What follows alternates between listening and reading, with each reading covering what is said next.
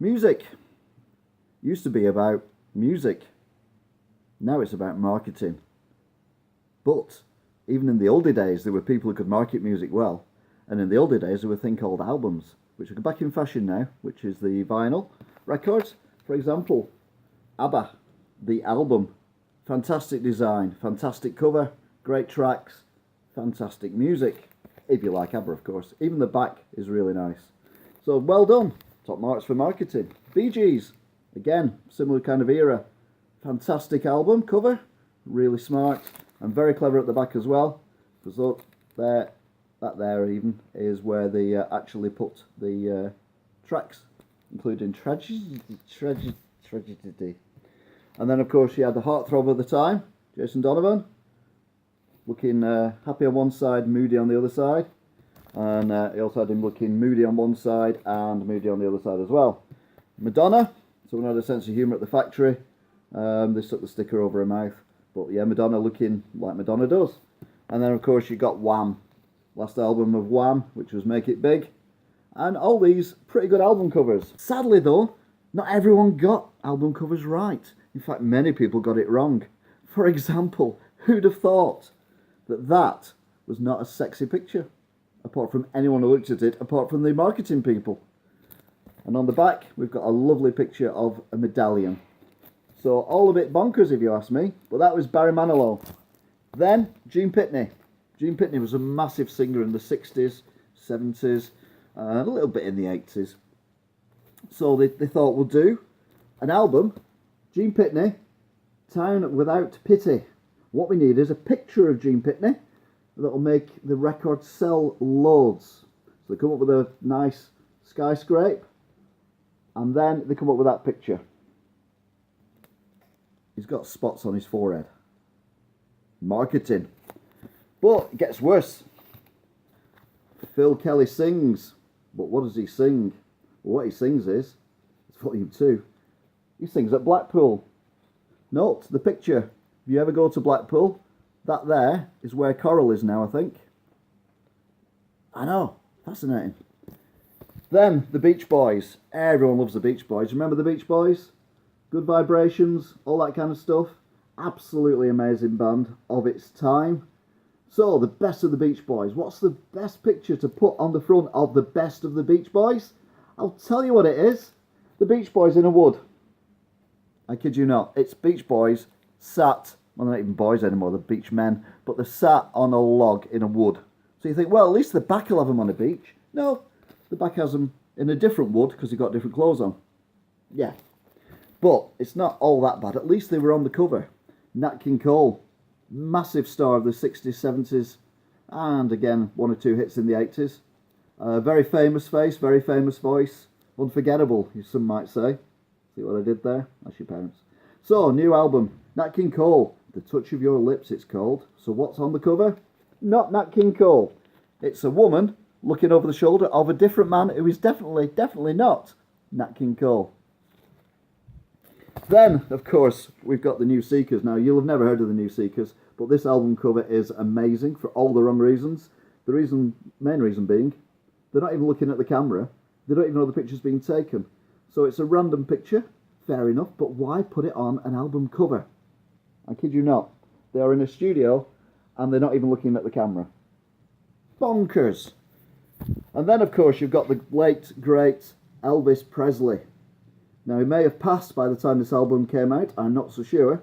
But if you like that kind of thing, he was a generally good-looking gentleman. So what have they done? They've come up with artwork to give him his beauty and his presence and everything. And they've stuck it on the album cover. What does it look like? It looks like that. I mean, come on. That is not Elvis Presley. That's more like Elvis Pie Face. But it's not just Elvis who got it wrong. Jim Reeves, another massive star from the 60s and 70s, he too had some very interesting album covers. This one in particular is one of my favourites. It's called God Be With You. So one would imagine it would be Jim Reeves stood outside a church or something equally, serene and nice. No, he's superimposed massively like a giant on a derelict garage or petrol station with a cacti in the front. That character doesn't even look like it belongs there. It looks like it's been stuck there. So, okay, fair enough. But surely he can only get it wrong once. No, it's Jim Reeves. Can't get it wrong once. How's about Jim Reeves, welcome to my world. And my world is sat in front of a fire, not looking at the camera. So, Jim Reeves, he tried, but he didn't succeed. And then, you thought the Elvis Presley one was bad. Al Jolson, so politically incorrect it is untrue. However, I think someone knew at the time, and the album cover kind of sums it up. There you go. That is Al Jolson collection. That's your grandparents. Then there's a guy called Andy Williams. Now, Andy Williams was a very cool singer of the 70s. You may have heard some of his songs, although you're not aware of it. So what they've done was, they've stuck him, sat on a stool. So you're thinking, that's all right, isn't it? Yeah. But look there. That's a telephone just left on the floor in the background. Is that meant to look arty? Just looks tatty to me. So you think, well, never mind. Maybe it was a mistake. So you turn it over, picture on the back. There's Andy Williams, sat on a big stool with a guy on a piano, and the telephone's still there. Yeah. But my personal least favourite of the moment is Kentucky Breakdown by the Kentuckians. Me neither. So, it's, what did they describe themselves? A country group based on Liverpool.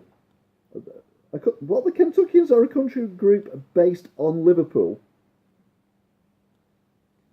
I assume it's the Liverpool, America, and I don't know what on Liverpool means. But anyway, so there you go. So it's a group of guys, there's 5 of them. So take that, but country music. And then the album cover, obviously, is going to look like that. Yep, I have no idea what's going on there. How that got past anyone is beyond me. But if you keep trying, eventually, you might just get it right. Shakin' Stevens, everyone's favourite double denim guy. He sung about green doors and old houses and everything. And he only had one face when he was in his pictures, which is that face. I kid you not, it's the same face. But, I know what you're thinking, you could have had that face all the time. No, you're right, you had a slightly different face there. Oh no, it's the same face. But, things changed. He learned how to point.